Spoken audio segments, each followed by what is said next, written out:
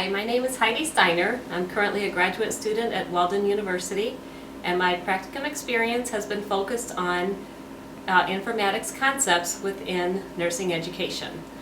And I've spent some time here at Rochester College, and also I've spent time at Oakland University these past 12 weeks. And I have a presentation for you today that will talk about how we can incorporate technology into the care of the patient. When I was preparing for this presentation, I had not yet come up with a title for my PowerPoint presentation. And I called our Director of Nursing, Kathleen Van Wagner, and asked for her input. She wanted me to somehow incorporate the caring aspect into my presentation because we hear so many times that the nurses spend too much time in the computer and not with their patients. And we're trying at Crittenton Hospital to incorporate caring behaviors into the patient care utilizing technology as a tool. So with that in mind, I went back to our relationship-based care journey that we've been embarking for the past several years and came up with the title, Using Technology to Care Through a New Lens.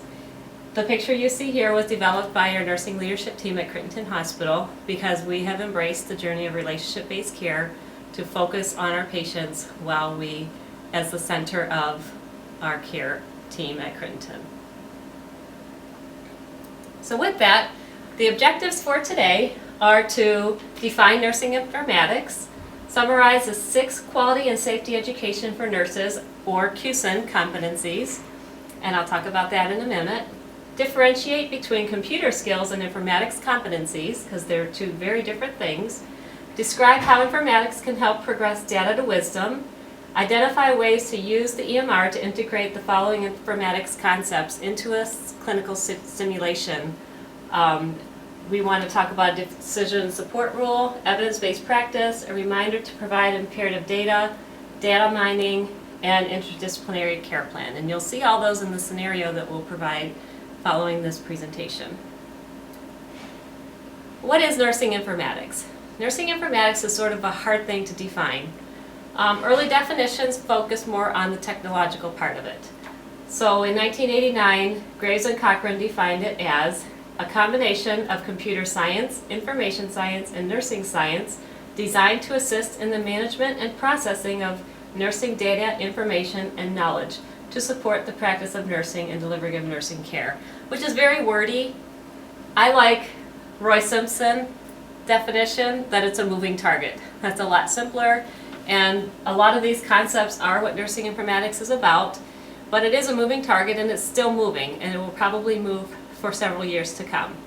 In 2008, however, the American Nurses Association defined it as integrating nursing science, computer science, and information science to manage and communicate data, information, knowledge, and wisdom in nursing practice. Facilitates the integration of data, information, knowledge, and wisdom to support patients, nurses, and other providers in their decision-making in all roles and settings, accomplished through the use of information structure, information processes, and information technology. That is the current definition according to the ANA. In 2003, the Institute of Medicine published a report, Health Professionals Education, A Bridge to Quality, and it challenged nursing educators to redesign curriculum based on the following competency areas: patient-centered care, interdisciplinary teams, evidence-based practice, quality improvement, safety, and informatics. And from these came the definition from nursing leaders, which led to the QSIN competencies.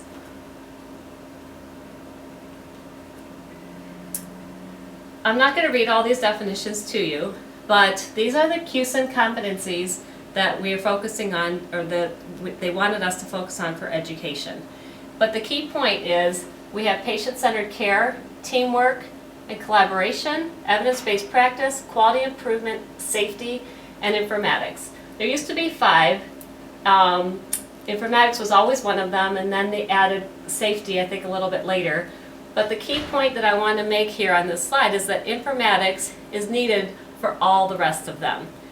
There is informatics concept woven in all 5 of the above QSIN competencies. And the QSIN competencies What they are telling us is that there are specific knowledge, skills, and attitudes that will help nurses prepare for safety and quality in the workplace. And I'm going to do a simulation scenario for you today. And the reason we're doing a simulation scenario is because it has been a way to interactively learn, and it lets the nurse practice in a very safe environment. This is considered a low-tech simulation that we're going to do for you today, but there are several other options for simulation that you can use in the classroom to incorporate informatics concepts into your nursing curriculum.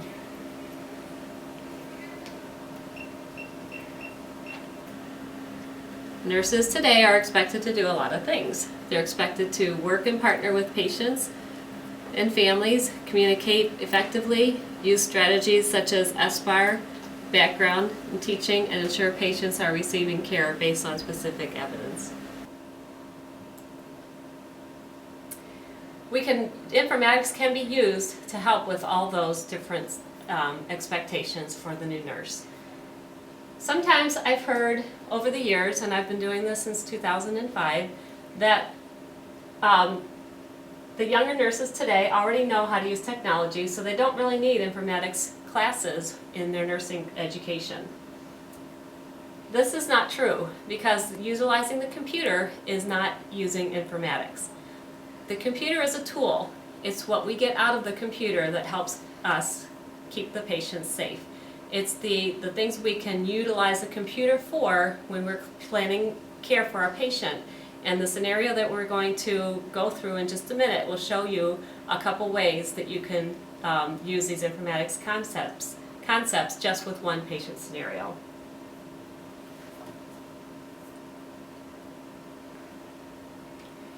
The computer helps us convert data to wisdom. These are all little pieces of data. Female is something we put in the computer.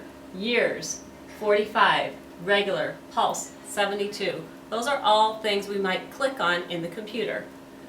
What do we do with that? We synthesize that to come up with some information.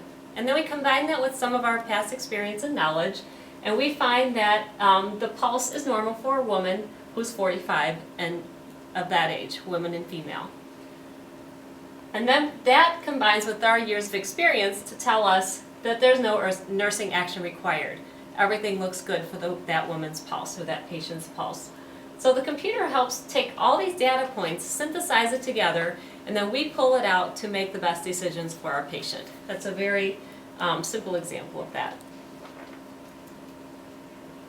So now what I'd like you to do is watch the following scenario, and there's a handout you can follow, and what I'm looking for is ways that we use the computer for decision support rule, and you'll see that in the scenario. We'll talk about that afterwards.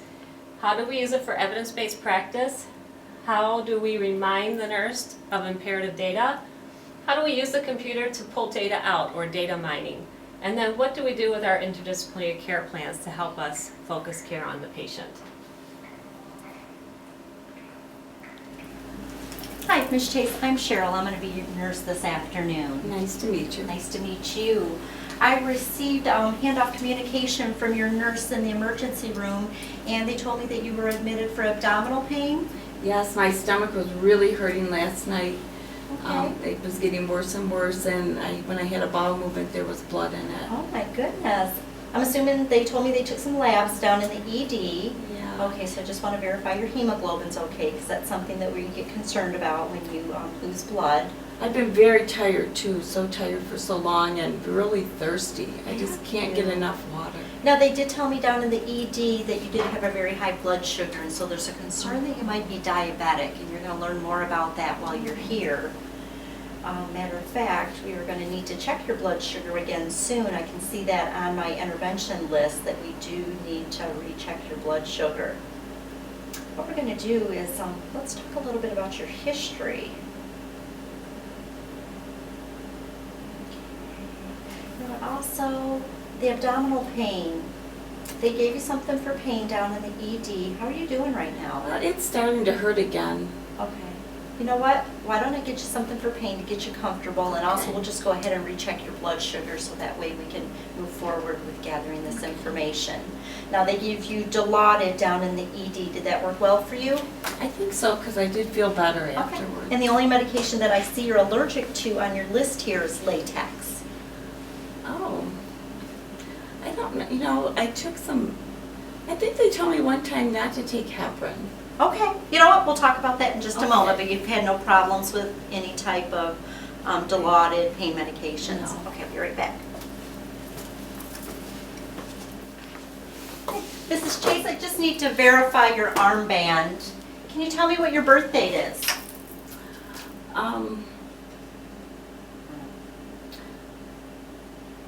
June 11th, gosh, I'm so confused. I think 62. Okay, well, that's what I have in your record, so. What I'm going to be giving you is Dilaudid. And tell me where your pain is exactly. It's in my stomach, Okay. right here. Right there in the middle. And on a scale of 0 to 10, 10 being the worst pain you ever felt, what would you rate that pain? It's about a 6. Okay. And what makes the pain worse? If I kind of move around, or sometimes even if I'm just laying still in bed, it hurts really bad. What makes the pain better? So far, just the medicine. Just the medicine's been working for you?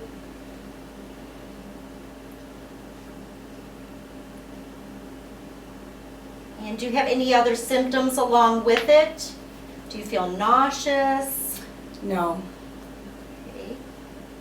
And would you describe it as sharp, aching, stabbing, burning? It's sharp.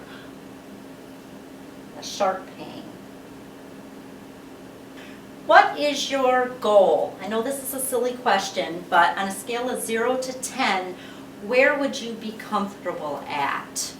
Would you like for us to get you to a 0, or would it be tolerable if you were at a 1 or a 2? You're at a 6 right now. I think a 2. That would be good. Okay, so we're going to work towards that goal with you. Okay. And now we're going to take a look at your blood sugar. Let's check that. And again, I'm just going to verify your armband and compare your birth date. Going to feel a poke.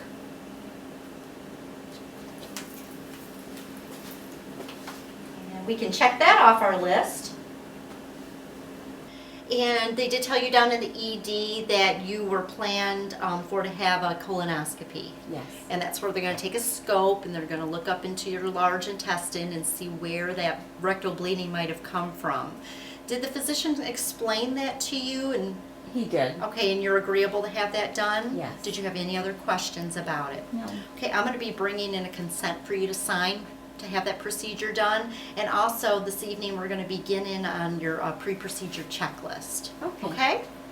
Okay. But let's go ahead and, if you don't mind, there's a few things on your history we need to review. Is that medication starting to take effect It for is. you? Okay, great.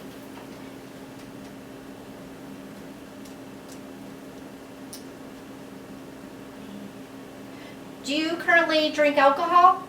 No. Okay.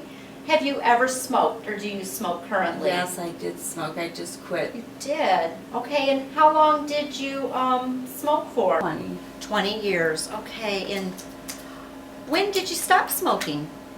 8 months ago. Wonderful, that's a great accomplishment. How's that going for you? Pretty good. It's hard though. Good for you, that's a great accomplishment. Okay, so I'm going to indicate here you were a former smoker within the last 12 months. Now I want to go over some information about who all needs to be involved in any education that we provide for you. Who takes care of your medications? I do. You do? And what about your doctor's appointments? Who makes those for you? My husband does that. I work midnight, so he takes care of that during the day when I'm sleeping. Okay, that's understandable. The doctor's offices are mostly closed, right? Mm-hmm. What about meal preparation? Who does that? He does all the cooking. Does he? Okay, so we'll want him involved when the dietitian comes to see you to teach you about meal planning. Okay. Is there anyone else you want involved in your education? I don't think so. Okay. Okay. Now, like I indicated about a dietitian consult, what we can do is we can actually consult the dietitian right here from your history. by me indicating yes under patient qualifies for a dietitian consult, that's going to send a message electronically to the dietitian to pay you a visit. Now it's a little later in the afternoon, so it'll probably be tomorrow that we're going to do Okay. that.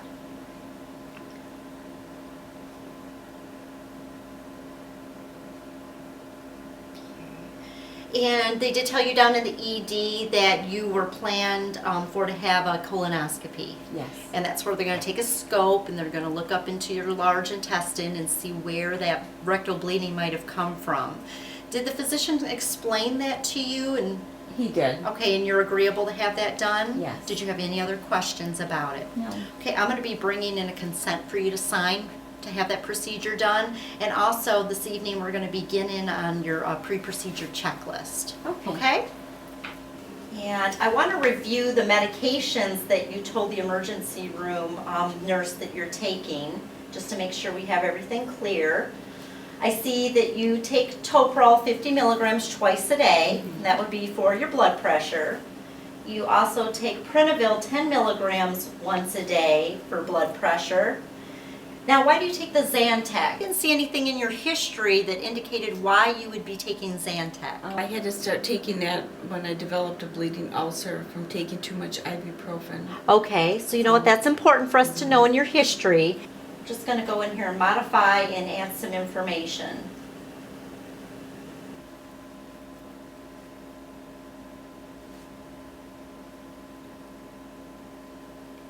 Now, anytime a patient is in the hospital, they're at risk for developing a blood clot. Reason could be because of lack of movement or just other situations that could occur. So we like to do what's called a VTE prophylaxis because we'd like to help to prevent that. So I remember you saying, you know, one of the things we do to help prevent blood clots is that we give patients an injection of heparin. Now, I recall you saying a moment ago that you'd been told before that you have an allergy to heparin. Yes.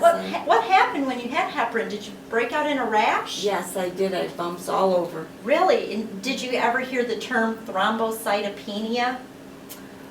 Oh, maybe. Okay, because that is usually what we see. It's called heparin-induced thrombocytopenia. And we have some information on it right here in the computer. I could print it for you, but I also have somewhere else I could go to print something a little bit more patient-friendly. But basically, it just explains how thrombocytopenia occurs. You know, heparin is a blood thinner. Because it's a blood thinner, it kind of affects your platelets.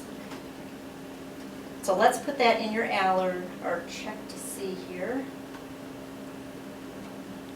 Because of that, we'll be excluding you from this, and the physician will find something else to do for you to help with preventing blood clots. Okay. And if we go back to our intervention list, it's going to give me a reminder when we're all done here to make sure that I input that allergy for you. And the last thing I'd like to do is just review your care plan. We have a plan of care while you're here, and it's going to talk about pain as well as glycemic control because of the diabetes. So I'm going to leave this up here for a moment so that we can take some time to review it together. Okay. Okay? Okay, so thank you Cheryl and Sean for giving us that example or that patient scenario.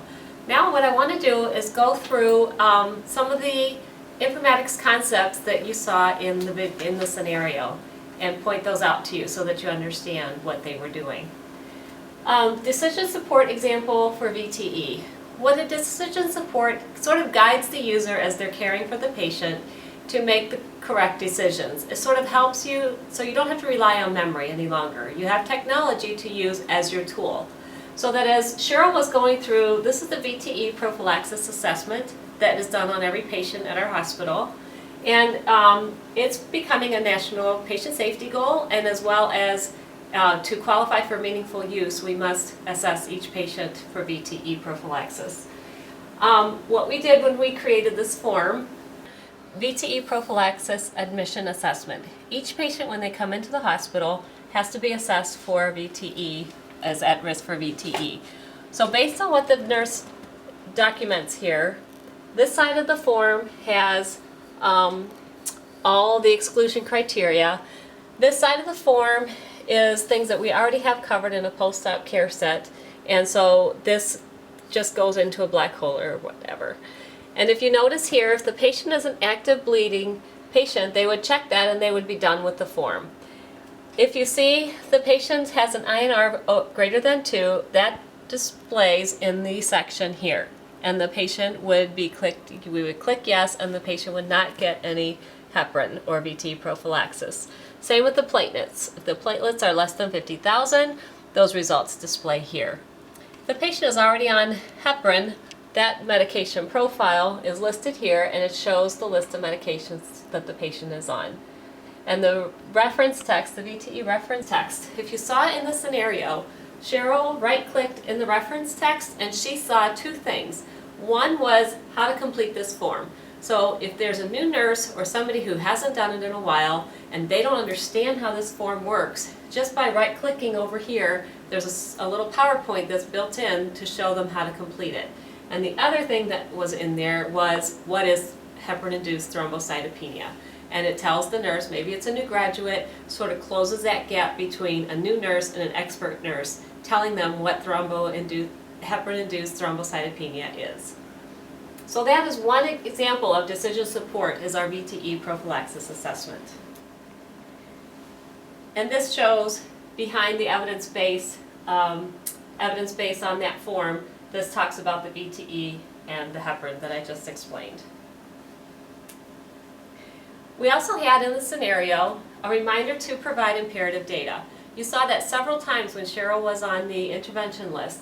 These are things that help the nurse to organize their day, organize their time. The nurse has so many things coming at them in a 12-hour or an 8-hour day that it's sometimes really hard to remember everything.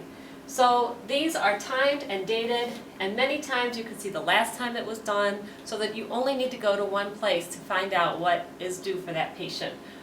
It's very important when you're designing an electronic medical record not to inundate the nurse with these reminders, because it could become an unmanageable list and then the nurse doesn't want to even look at it.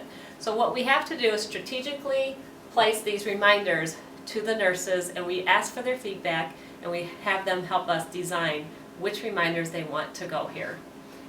And it reminds her to add the heparin allergy because she clicked the patient had an allergy to heparin from the VTE prophylaxis. That patient should never get heparin. It's a safety mechanism. Now the nurse is reminded because they weren't in the allergy section. If the nurse clicks on this, it takes them right to the allergy section so that she can add that straight from here. She doesn't have to go find it in the chart. The pre-procedure checklist is loaded here. And again, smoking cessation education, because the patient said that she was a former smoker, that patient has to have smoking cessation education, so that when that identified learner is there and the patient is there and they're ready to learn, the nurse can then pull up this intervention list, click right here, and after she's done teaching, document the patient's response to that education. For data mining, there's a couple other things. There's multiple ways you can data mine. These are just a couple examples.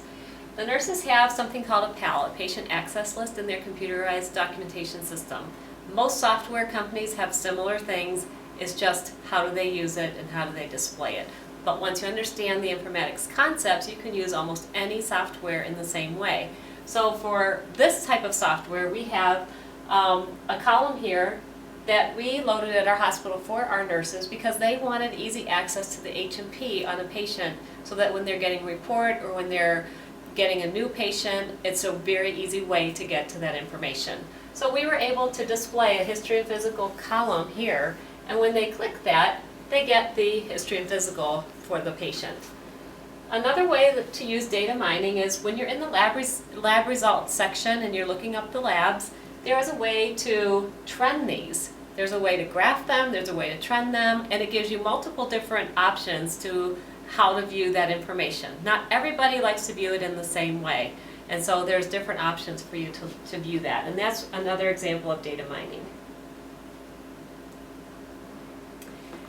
If you noticed in the simulation scenario, it was very easy for Cheryl to see when the last time the patient received that pain medication. She simply went to the EMR summary and she could tell that earlier in the day the patient received Dilaudid 1 milligram.